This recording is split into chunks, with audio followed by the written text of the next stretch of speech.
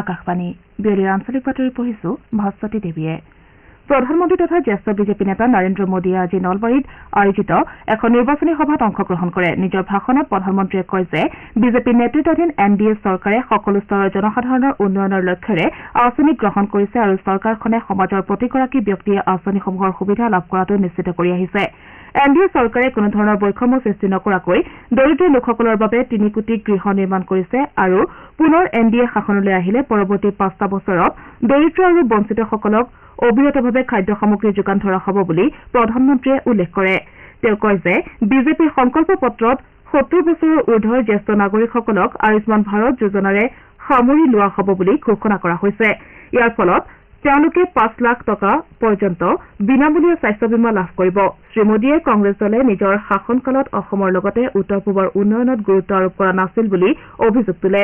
বিগত 10 বছৰত অসমৰ লগতে উত্তৰ পূৰ্বাঞ্চলৰ ৰাজ্যসমূহৰ দ্ৰুতগতিৰে বিকাশৰ পথত অগ্ৰসৰ হৈছে বুলিও প্ৰধানমন্ত্ৰীয়ে মন্তব্য কৰে।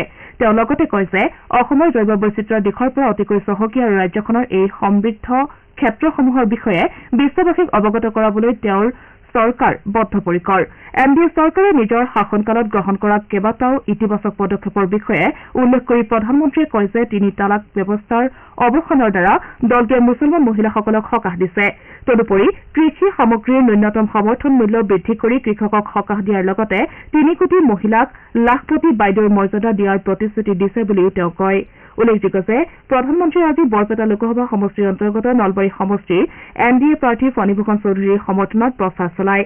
এই কাৰ্যসূচীত মুখ্যমন্ত্ৰী ডঃ হিমন্ত বিশ্ব শৰ্মা, দলৰ ৰাজ্যিক সভাপতি ভৱেশ কলিতাৰ উপৰিও শীৰ্ষ দলীয় নেতাসকল উপস্থিত থাকে। প্ৰথম পৰ্যায়ত অহা 19 এপ্ৰিলত অৰ্থাৎ পৰহিলৈ ৰাজ্যৰ 5টা সমষ্টিত হ'বলগীয়া লোকসভা নিৰ্বাচনৰ বাবে সংশ্লিষ্ট জিলা প্ৰশাসনসমূহে যাৱতীয় প্ৰস্তুতি প্ৰায় সম্পূৰ্ণ কৰিছে। এই পৰ্যায়ত ৰাজ্যখনৰ ডিব্ৰুগড়, যোৰহাট, লখিমপুৰ, শোণিতপুৰ আৰু কাজিৰঙা সমষ্টিৰ বাবে ভোটগ্ৰহণ কৰা হ'ব। সমষ্টিকেইটাৰ অন্তৰ্গত জিলাসমূহৰ প্ৰশাসন তথা নিৰ্বাচন বিভাগসমূহে ভোটগ্ৰহণ প্ৰক্ৰিয়া নিয়াৰিকৈ আৰু শান্তিপূৰ্ণভাৱে সম্পন্ন কৰাৰ বাবে কাৰ্যকৰী ব্যৱস্থা লৈছে। ভোটগ্ৰহণ কেন্দ্ৰসমূহত পৰ্যাপ্ত সুৰক্ষাকৰ্মী নিয়োগ কৰাৰ লগতে স্পৰ্শকাতৰ হিচাপে চিহ্নিত ভোটকেন্দ্ৰসমূহত সুৰক্ষা ব্যৱস্থা অধিক কটকটীয়া কৰি তোলা হৈছে।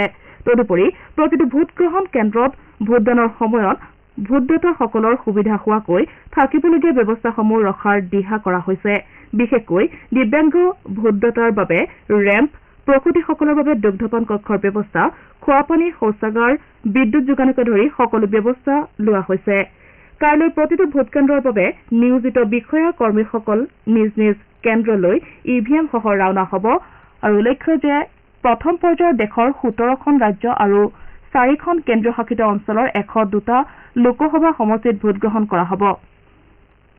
প্ৰথম পৰ্যায়ত ভোটগ্ৰহণ হ'বলগীয়া সমষ্টিসমূহৰ ভিতৰত আছে তামিলনাডুৰ 39টা, ৰাজস্থানৰ 12টা, উত্তৰ প্ৰদেশৰ 8টা, মধ্যপ্ৰদেশৰ 6টা, উত্তৰাখণ্ড আৰু মহাৰাষ্ট্ৰৰ 5টাকৈ, বিহাৰৰ 4টা, পশ্চিমবংগৰ 3টা, অৰুণাচল প্ৰদেশ, মণিপুৰ আৰু মেঘালয়ৰ দুটাকৈ আৰু মিজোৰাম, নাগালেণ্ড, ত্ৰিপুৰা, ছিকিম, ছত্তীশগড়, আন্দামান আৰু নিকোবৰ দ্বীপপুঞ্জ, জম্মু আৰু কাশ্মীৰ, লক্ষাদ্বীপ আৰু পুডুচেৰীত এটাকৈ সমষ্টি। প্ৰথম পৰ্যায়ৰ লোকসভা নিৰ্বাচনৰ প্ৰচাৰ অভিযানৰ অন্তিম দিনা আজি ৰাজ্যখনৰ নিৰ্বাচন হ'বলগীয়া 5টা সমষ্টিৰ অন্তৰ্গত অঞ্চলসমূহত প্ৰতিটো ৰাজনৈতিক দলৰ প্ৰচাৰ তুংগত উঠা পৰিলক্ষিত হয়।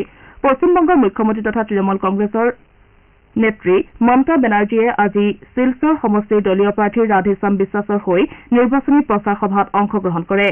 বিজেপি নেতা তথা মুখ্যমন্ত্ৰী ডঃ হিমন্ত বিশ্ব শৰ্মাই যোৰহাট লোকসভা সমষ্টিৰ বিজেপি মিত্ৰজোঁটৰ প্ৰাৰ্থী তপন গগৈৰ হৈ শিৱসাগৰত ৰোড শ্বত অংশগ্ৰহণ কৰে। ডিব্ৰুগড় সমষ্টিৰ বিজেপি মিত্ৰজোঁটৰ প্ৰাৰ্থী সৰ্বানন্দ সোণোৱালে সমষ্টিটোৰ বিভিন্ন স্থানত প্ৰচাৰ অভিযান চলায়। চতুৰ্থ পৰ্যায়ৰ লোকসভা নিৰ্বাচনৰ বাবে কাইলৈ অধিসূচনা জাৰি কৰা হ'ব।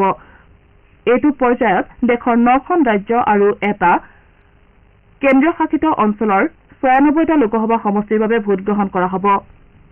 চতুৰ্থ পৰ্যায়ত অন্ধ্ৰপ্ৰদেশৰ 25টা আৰু তেলেংগানাৰ 17টা লোকসভা সমষ্টিৰ আটাইকেইটা লগতে উত্তৰ প্ৰদেশৰ 13টা আৰু মহাৰাষ্ট্ৰৰ 11টা, মধ্যপ্ৰদেশ আৰু পশ্চিমবংগৰ 8টাকৈ, বিহাৰৰ 5টা, ঝাৰখণ্ড আৰু উৰিষ্যাৰ 4টা আৰু জম্মু আৰু কাশ্মীৰৰ 1টা লোকসভা সমষ্টিৰ বাবে ভোটগ্ৰহণ কৰা হ'ব।